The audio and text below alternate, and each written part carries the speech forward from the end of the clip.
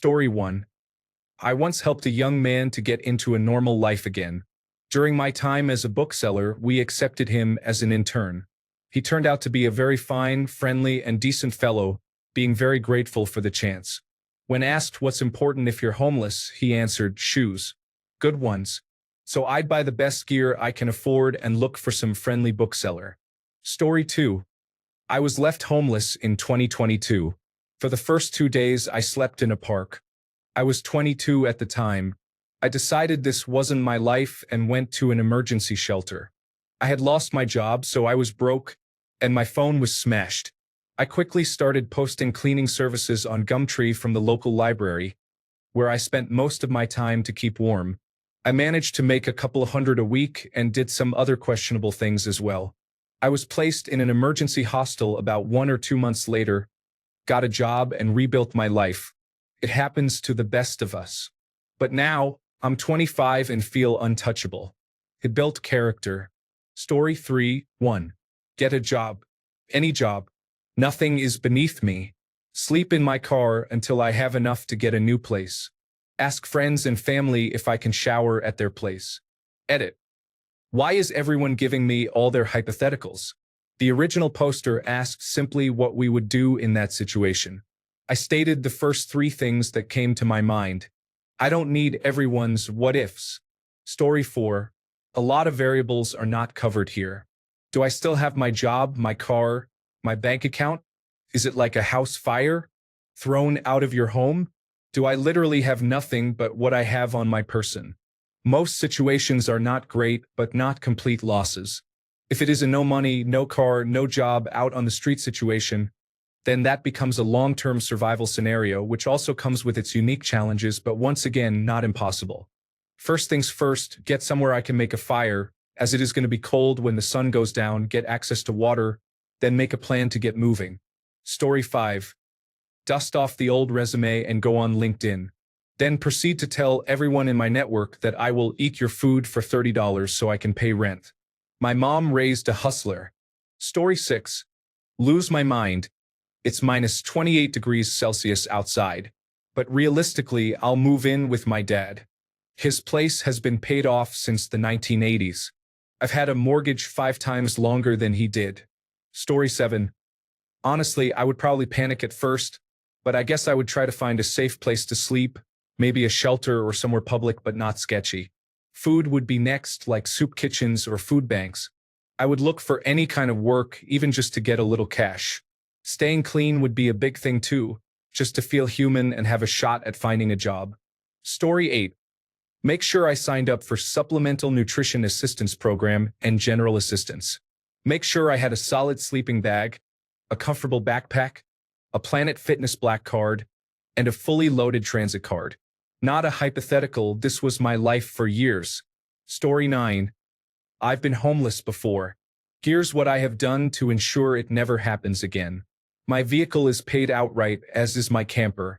I keep a tote with about 3 weeks worth of food and provisions, and I keep the propane tanks full. So even if I were to suddenly lose my home, I have shelter, food, and a bed. I could shower in it, but I'd rather use the propane for heat and cooking than hot water.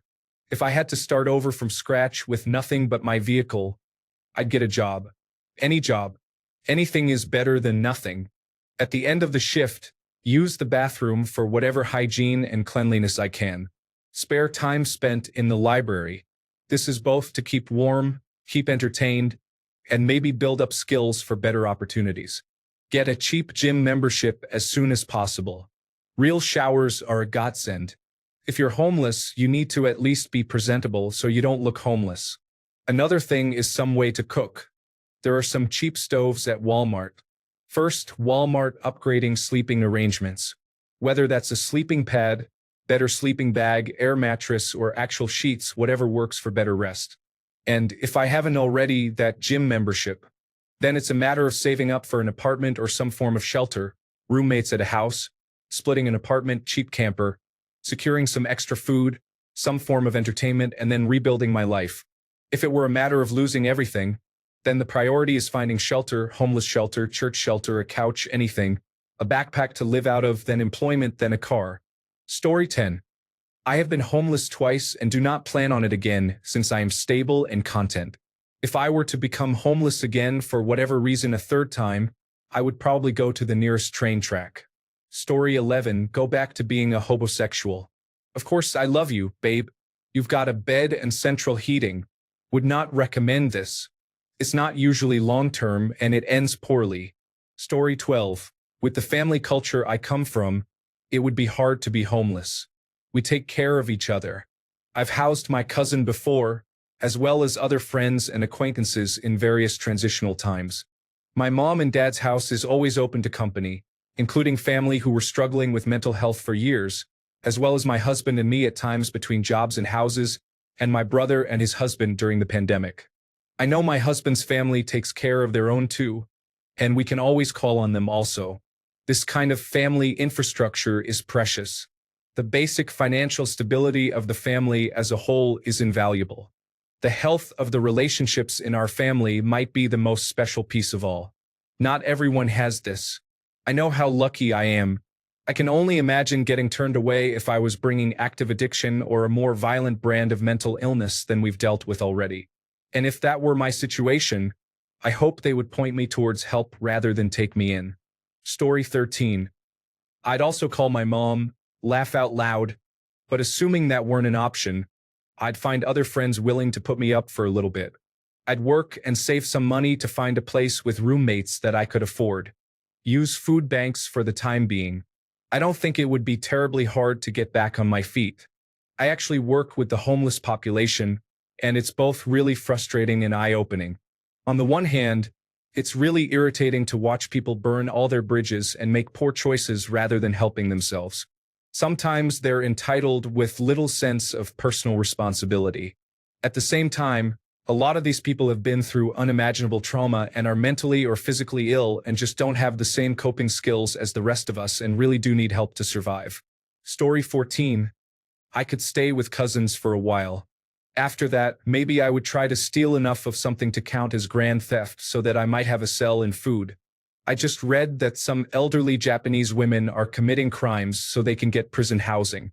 Story 15. I know if I were homeless, I would try to be as low profile as I could possibly be. I would find a place away from sight as much as possible. I was very close to being homeless back in the mid-1990s, so I understand how easily it can happen and how mentally hard it is to adjust your thinking. One bit of advice I can give someone who sees homelessness on their horizon. Stop throwing your money away on rent and maintaining the facade if you can see it's not going to last. Take that money and buy a storage unit and start putting things that matter to you in there, and pay a few months in advance. Too many people wait until the sheriff comes with that 3-day quit letter before they take action. By then, it's too late. Story 16. Depends on how broke I am, but I've been there before. I sleep in my car and make sure I have a membership to a 24/7 gym for showers. I start gigs for quick cash or steal something from a store I can sell it, and repeat until I have enough to find a product I can scale legally. Story 17. After everything goes to hell, job, money, the flashy life all gone in an instant, I end up living in my car, eating fast food from the dollar menu, and realizing I've got nothing left. I try reaching out to the friends who used to hype me up when I was on top, but now not a word. Turns out, when you're no longer useful to anyone, you're just another guy in a parking lot with a sad story. That's when Tommy Shelby walks in, of all people. He doesn't ask for the sob story. He just looks at me like I'm the biggest fool he's ever seen and says, "Get up. Nobody's going to hand you a thing. You want out of this? You get smart." He lets me crash at the Shelby estate, but not for comfort, more like a boot camp for the soul. Tommy teaches me that if you want to survive, you have to stop playing the victim and start playing the game. No more fake posts or trying to be someone I'm not. I get down to business with a little more grit and a lot less ego. By the end, I'm not just back in the game, I'm running it. And Tommy? He just watches, barely acknowledging it, like he knew all along I had it in me. Story 18. Since I've done it before, I would live in my car until I got back into a place. I always have a paid-off car so no one can take it. I have a gym membership, too. I will miss my house, though. Story 19. If I ever become homeless right now, I would prioritize immediate safety and basic needs, 1. Seek local shelters or outreach programs. Use resources like 211 in the United States or similar services in my area. Visit food banks, soup kitchens, or community centers for meals. Contact organizations like Salvation Army, Red Cross, or local charities for assistance. Keep ID, Social Security card, and other important documents safe. Reach out to social services for housing programs, job assistance, or financial aid. Stay connected with community resources and support networks. Story 20. The number of people who are committing suicide is concerning. I would do what someone with nothing to lose would do. Fight the system and make myself heard, day in and day out. I think it's a real possibility for a lot of people, and we have to fight for change. Story 21. My dad has been out of work since the spring of 2024. Thankfully, several people have offered my disabled mother and me a place to stay should it get to that point. Story 22. Depends if I sold it or was forced out at gunpoint or something, but probably kill myself. I lived a pretty sad life just so I can pay off my house as soon as possible as I foresaw what is happening now. I feared a massive bank calling of all mortgages to force everyone to pay off their mortgages in 30 days or lose their property. So I suffered and paid mine off so I can weather the current crazy climate.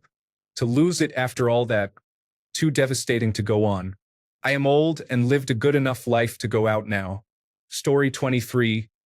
I would panic at first and might even relapse and do some drugs. But I would end up calling friends and family and starting to brainstorm solutions. I would not make it out on the streets, especially in our winters. Story 24. This assumes I still have a few bucks to my name, just not enough to pay for housing. Get a subscription to a local gym so I have a place to shower. Finally, get a library card so I have a place to sit and get job applications and paperwork done.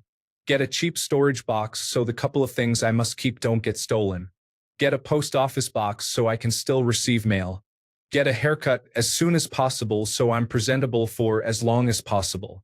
Then, assuming I don't have a job, look for anything I can do to make a buck. Also, explore every social service and help I can possibly get. If there's some kind of advocate service available to help me navigate it, I look at that first. I grew up poor and now I'm in a better place, but I don't want to go back to that. I have about 12 layers of backup plans before I end up on the street. Story 25. Go straight to Goodwill or the Salvation Army Job Placement Center. Look at their almost endless list of jobs and halfway houses I could move to that day, or close to that day. Then work from there. Story 26. Find any job, even if it's kind of crappy.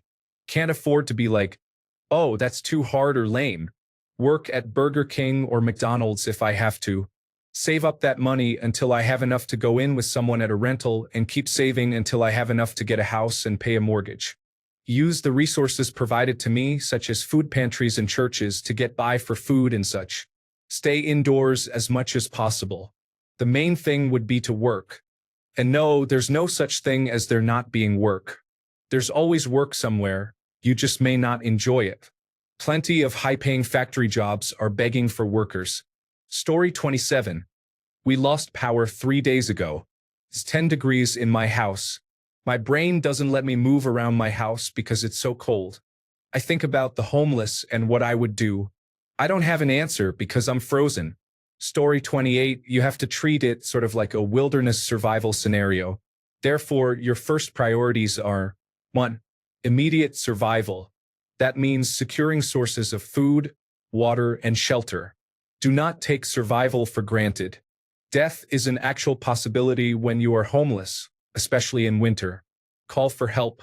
In the wilderness, that means using a cell phone to call rescuers or building signal fires if helicopters or aircraft are nearby. In this case, that means reaching out to friends, family, or aid agencies such as charities or government social services. Only after these 2 steps can you think about larger issues of recovery, like finding a job. Story 29. Assuming I still have my savings, work-from-home job, car, and future retirement income streams, pension, 401k, and Social Security income, I would buy a big box of baby wipes to stay fresh when I couldn't shower, get a cheap gym membership, try to camp out in my car, use my work-issued laptop at a coffee shop or library or my cell phone hotspot, and start saving to get into an apartment in the next county over. If, on the other hand, I was destitute, I would try to make it one state over to my mom's or sister's house. Meanwhile, I have a few friends who offered shelter during the Los Angeles fires. I'd see if they would let me park in their driveway, assuming I still had a car, or sleep on the couch until I could get it together. I have a medical condition that would qualify me for disability benefits, and I'd start that process before I lost my mind. Story 30. Dress in multiple layers. Grab a rucksack and take essentials like a knife, rope, and so on. Start hiking into the wild. Build an igloo for shelter. The next morning, I would start foraging and getting a lay of the land, setting snares and finding a lake for fishing. After a week, the bears would start noticing my abundance of nourishment because I am just too good at survival. So I would need to start fortifying my encampment. I'd build pike walls and design doors to keep them at bay. After week 2, the wars would start. The wolves and bears are angry I am hunting all their food. They are working together now, testing my defenses. Clever creatures. It has been 3 weeks, and I can no longer leave my camp. They have set up outposts to monitor my movements and attack when I try to leave. Luckily, and unbeknownst to them, they are simply delivering me fast food with every soldier they send to attack me. Another successful hunt. This is my life now,